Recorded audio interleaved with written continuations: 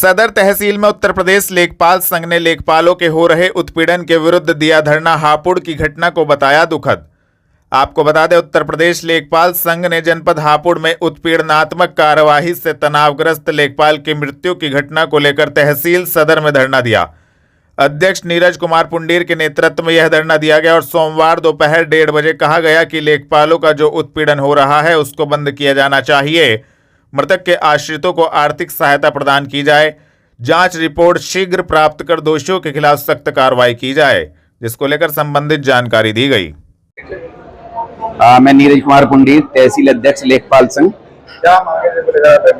आज हम धरने पर बैठे हैं। हमारे हापुड़ जिले में हमारे एक लेखपाल साथी का उत्पीड़न किया गया अधिकारियों द्वारा। केवल एक छोटी सी शिकायत पर सस्पेंड किया गया। उसका इतना मानसिक उत्पीड़न किया गया कि उसकी आकस्मिक मृत्यु हो गई है।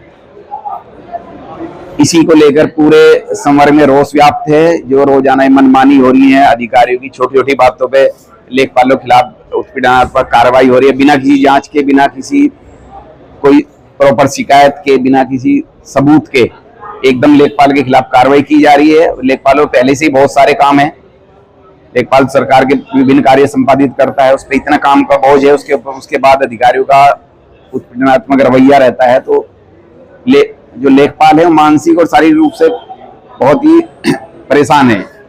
हमारे साथी की मृत्यु है, पूरे संवर्ग में इसके प्रति रोष है। इसलिए हम सब आज 2 बजे तक धरने पे हैं। उसके बाद हम माननीय मुख्यमंत्री जी के नाम एक ज्ञापन देंगे। मांग पूरी नहीं होती, जो मांग है तो क्या रहेगा? मांग अगर पूरी नहीं होती है तो हमारा जो प्रदेश कार्यकारिणी जो भी डिसीजन लेगी, हम उसके आधार पर आगे हमारा आंदोलन चलेगा। सावन के पहले सोमवार को जिले के सभी शिवालयों में श्रद्धालुओं की उमड़ी भारी भीड़। वरिष्ठ पुलिस अधीक्षक ने किया निरीक्षण। आपको बता दें, सावन के पहले सोमवार को जिले के सभी शिवालयों में श्रद्धालुओं की भारी भीड़ उमड़ गई। भूतेश्वर महादेव मंदिर, पातालेश्वर महादेव मंदिर, बागेश्वर महादेव मंदिर में श्रद्धालुओं ने लंबी कतारों में लगकर भगवान शिव का जलाभिषेक किया और सुख समृद्धि की कामना की। सुरक्षा की दृष्टि से प्रशासन ने पुख्ता इंतजाम किए हुए थे। वरिष्ठ पुलिस अधीक्षक आशीष तिवारी ने पातालेश्वर महादेव मंदिर, बागेश्वर महादेव मंदिर का निरीक्षण कर पुलिस व्यवस्थाओं का जायजा लिया। सोमवार सुबह 11 बजे संबंधित जानकारी दी गई। ये मेरे द्वारा पातालेश्वर महादेव जो है मंदिर, उसका निरीक्षण किया गया। यहाँ पर ड्यूटी जो है मुस्तैद मिली है। जो रात की ड्यूटी है वो सुबह 8 बजे चेंज होगी, तो अभी जो रात की ड्यूटीज है वो चल रही है। और सीसीटीवी वगैरह भी चेक किए गए, सभी रूप से चल रहे हैं। व्यवस्था मंदिर में ठीक है और आगे भी इसको चेक करने के लिए सभी रजिस्टर्ड ऑफिसर को लगाया गया। ये निरीक्षण मेरे द्वारा बागेश्वर महादेव का भी किया जा रहा है और जिसमें ये देखा जा रहा है कि श्रद्धालु जो है, स्पेशली उसमें महिलाएं भी हैं और पुरुष जो आए हुए हैं। पुलिस की व्यवस्था को चेक किया गया। पुलिस की व्यवस्था जो है सतर्क मिली। अभी शुरुआत है तो लोग इतनी ज्यादा संख्या में भी यहाँ पर नहीं दिख रहे हैं, बट जैसे जैसे दिन बढ़ेगा तो इसमें संख्या बढ़ेगी। यहाँ पर जो सीसीटीवी का व्यवस्थापन है उसको मेरे द्वारा चेक किया गया। व्यवस्था ठीक सुचारू रूप से चल रही है और सभी जो सीनियर अधिकारीगण हैं, एडिशनल एसपी और सीओ लेवल के, सभी को मंदिरों का, शिवालय का निरीक्षण करने के लिए, कांवड़ रूट का निरीक्षण करने के लिए बता दिया है। सुबह 4 बजे से सभी लोग निरीक्षण कर रहे हैं और सभी मंदिरों पर जाकर जो है उनकी व्यवस्था को सुचारू रूप से देख रहे हैं। कलेक्ट्रेट पहुंचे कांग्रेसियों ने प्रदेश अध्यक्ष सहित 10 कांग्रेस जनों पर हुए मुकदमे के विरोध में किया जोरदार प्रदर्शन। आपको बता दें, जिलाध्यक्ष संदीप सिंह राणा के नेतृत्व में कांग्रेसी सोमवार दोपहर 2 बजे कलेक्ट्रेट स्थित जिलाधिकारी कार्यालय के बाहर एकत्रित हुए और जोरदार प्रदर्शन किया। वाराणसी मामले को लेकर कांग्रेस प्रदेश अध्यक्ष अजय राय सहित 10 कांग्रेस जनों के खिलाफ हुए मुकदमे के विरोध में यह प्रदर्शन किया गया। इस दौरान मांग की गई कि यदि दर्ज हुआ मुकदमा रद्द नहीं होता तो सभी कांग्रेस जन आंदोलन करने के लिए बाध्य होंगे, जिसको लेकर संबंधित जानकारी भी दी गई। तो अध्यक्ष जी आज पहुंचे हैं कलेक्ट्रेट, क्या कुछ मांगे, क्या प्रदर्शन है? जी, आज हम अपने जो हमारे प्रदेश अध्यक्ष जी अजय राय जी, उनके खिलाफ जो FIR हुई है, उनके साथ साथ 10 लोगों के साथ जो FIR गलत तरीके से प्रशासन ने की है और शासन के कहने पे की है, उसे लेके हम आज राष्ट्रपति जी को ज्ञापन देने के लिए आए हैं। DM के माध्यम से हमने अवगत कराया है और ज्ञापन दिया है। क्या कुछ मांगे? हमारी मांगे FIR उनको वापस करनी चाहिए। और देखिए, अगर गरीब लोगों की, मजलूमों की और अपना रोजगार के लिए या शिक्षकों की आवाज उठाना गलत है तो ये कृत्य तो हम करते रहेंगे, बार बार करते रहेंगे। अगर FIR करनी है तो हर एक कांग्रेसी की FIR करो, क्योंकि हमारे नेता राहुल गांधी जी, हम लोग, हमारे जो प्रदेश अध्यक्ष है, हमारे विधायक है, MP है, सब आज की डेट में विपक्ष में खड़े होकर गरीबों की, मजलूमों की, बेरोजगारों की सबकी आवाज उठा रहे हैं। अब देखिए इनका क्या काम है, इन्हें शिक्षा के नाम पे ले लीजिए, 5000 कॉलेज बंद हो रहे हैं, स्कूल बंद हो रहे हैं।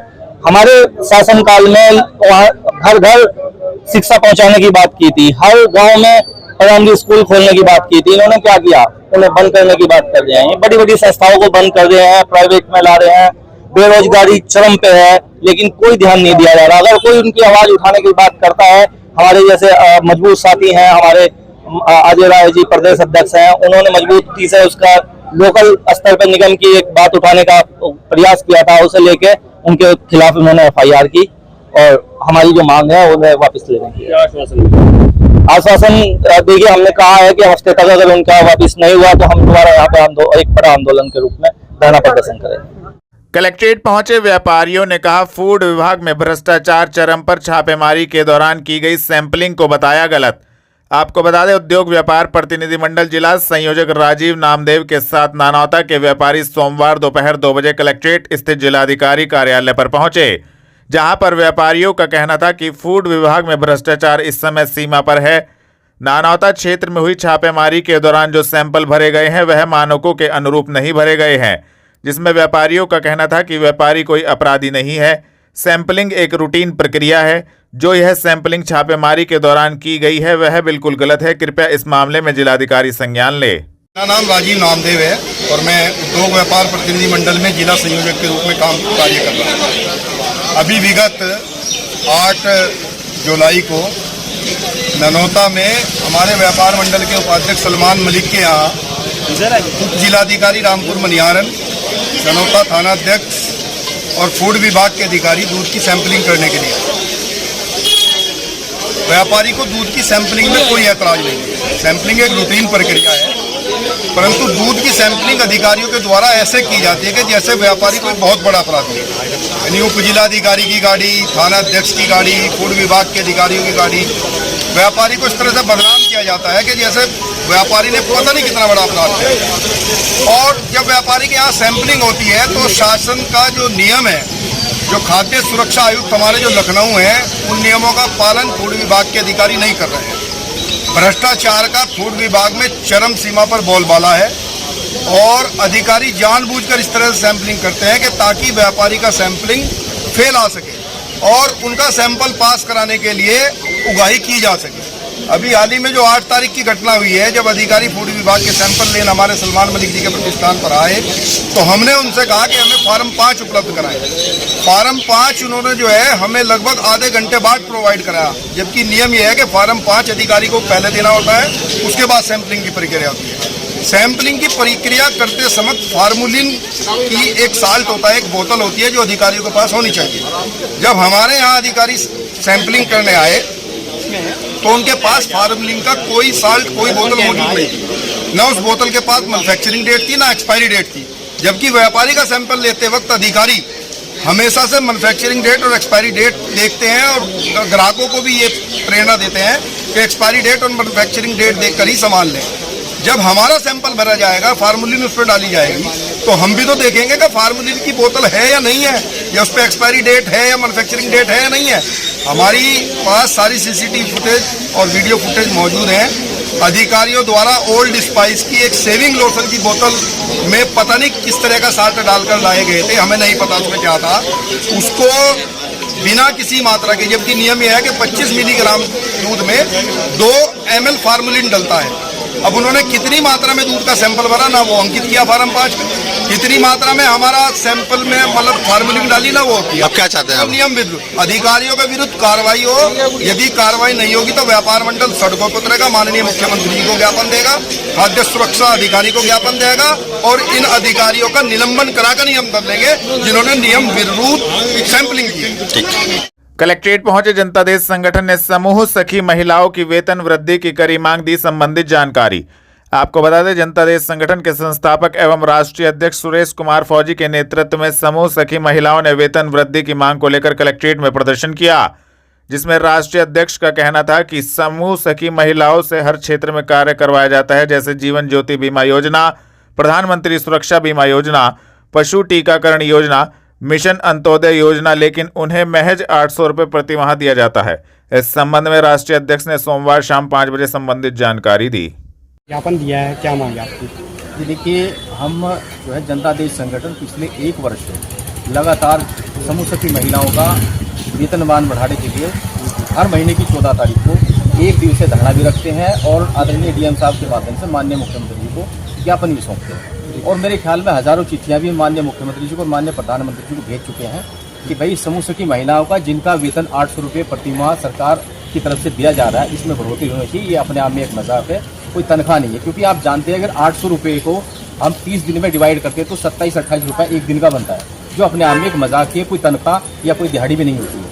यदि हम दिहाड़ी की मजदूरी की बात करें तो मजदूर अधिनियम कहता है कि एक दिन का 723 रुपये एक दिन की मजदूरी है और उस हिसाब से 21,000 रुपये से ज़्यादा ही एक महीने की तनख्वाह बैठती है यदि मजदूर अधिनियम के तहत भी बात करते हैं। लेकिन यदि आप उस हिसाब से जाते हैं, उनके वर्क पे जाएंगे तो उनका वर्क देखिए, एक समूह सखी महिलाओं ने ग्रुप बना करके एक गांव में 50-60 लाख रुपए का आवंटित करवा रखा है और उनकी रिकवरी की जिम्मेदारी भी समूह सखी महिलाओं के है। उसकी जवाबदारी बैंक अधिकारियों को देकर के वो भी समूह सखियों की है। उसके बाद में जितनी मीटिंग होगी उनकी सारा दायित्व भी समूह सखियों का है। और ब्लॉक में बैठे हुए जितने अधिकारी हैं, शहर में बैठे हुए जितने अधिकारी, उन सब डिटेल लेके जाने की जिम्मेदारी भी सारी की सारी समूह सखी महिलाओं की है। अब ऐसे में ये बताइए, ये जो इतना बड़ा फासला तय होता है, ये समूह सखी महिलाओं को अपने खुद के पैसे में वहन करना पड़ता है। क्योंकि आप देखिए, अगर 28 रुपये एक दिन की दिहाड़ी पे हम काम करते हैं, आप खुद अनुमान लगाए कि सहारनपुर से हमारे जो सहारनपुर का सर्कल का दायरा वो कितना बड़ा है। यहाँ तक आने में 100-200 रुपये का तेल खर्च हो जाता है। बताइए, ये सरकार की तरफ से इस तरह से महिलाओं का जो एक तरह से मजाक हो रहा है, नारी शक्ति और नारी उत्थान की जो बात करती है सरकार, ये उनके साथ में अन्याय हो रहा है, नाइंसाफी हो रही है। हमारी सरकार से यही गुजारिश है, 1 साल से हम लगातार धरना दे रहे हैं, ज्ञापन भी दे रहे हैं, लेकिन कोई गंभीरता से नहीं ले पा रहा है। देखिए, साथ 1 वर्ष से उठा रहे मांग को, लगातार मुख्यमंत्री से पहुँचाई अपनी बात। आखिर इसका निर्णय क्या होगा? भाई क्यों सरकार किस तरफ ध्यान दे रही है? देखिए, मुझे वैसे ये बात कहते बड़ा आश्चर्य भी होता है और मैं एक बार फिर से वही बात कर रहा हूँ कि अभी मीडिया के सामने उन्होंने भी यही सवाल किया था जो आपने किया, और मैं फिर से वही जवाब दे देता हूँ जो मैंने उनको दिया था। दरअसल होता क्या है कि मुझे लग रहा है सरकार और प्रशासन को वो लोग ज़्यादा अच्छे लगते हैं जो सड़कों पर उतर के सरकार की प्रॉपर्टी का नुकसान पहुँचाते हैं, दंगे करते हैं, हिंसात्मक प्रदर्शन करते हैं और लोगों को, आम लोगों को परेशान करते हैं, सड़कें जाम करते हैं और रोड जाम करते हैं। मेरे ख्याल में शायद वो तरीका ज़्यादा अच्छा है और वही मेरे ख्याल में कारगर साबित होता है। सरकार को ऐसा लगता है, क्योंकि हम अभी तक शांतिप्रिय तरीके से आराम से बैठ करके 1 दिवसीय धरना भी दे रहे हैं और पैदल मार्च भी बिल्कुल शांतिप्रिय तरीके से अनुशासनिक रूप से हम दे रहे हैं। लेकिन सरकार को ये लग रहा है इससे संतुष्टि नहीं है और ये रास नहीं आ रहा। अगली रणनीति क्या रही आपकी? देखिए, ये हमने आज जो ज्ञापन दिया आदरणीय डीएम साहब के माध्यम से, हम सरकार को और प्रशासन को ये अवगत करा देना चाहते हैं आज कि सरकार के पास में 1 महीने का समय है, 1 महीने का अल्टीमेटम है आज सरकार को। यदि 1 महीने के अंदर समूह सखी महिलाओं की किस समस्या का समाधान हो जाता है, इनकी तनख्वाह बढ़ जाती है, तब तो ठीक है। अन्यथा आने वाली 14 तारीख को अनिश्चितकालीन धरना पे संगठन बैठेगा, जिसका जिम्मेदार सरकार और प्रशासन खुद होगा। ठीक है। थाना जनकपुरी पुलिस ने नाबालिग लड़की से छेड़छाड़ के मुकदमे में वांछित अभियुक्त को जमालपुर पुलिया के पास से किया गिरफ्तार। आपको बता दें, वरिष्ठ पुलिस अधीक्षक के निर्देशन में पुलिस अपराध नियंत्रण हेतु अपराधियों के विरुद्ध कार्रवाई कर रही है। थाना जनकपुरी पुलिस ने सोमवार शाम 6 बजे नाबालिग लड़की से छेड़छाड़ के मुकदमे में वांछित अभियुक्त संजीव उर्फ संजय करसानिया को जमालपुर पुलिया के पास से गिरफ्तार करने में महत्वपूर्ण सफलता प्राप्त की है। संबंधित धाराओं में कार्रवाई करते हुए अभियुक्त को न्यायालय के समक्ष पेश किया गया है। गिरफ्तार करने वाली टीम में उप निरीक्षक विवेक, महिला उप निरीक्षक मोनिका यादव मौजूद रहे।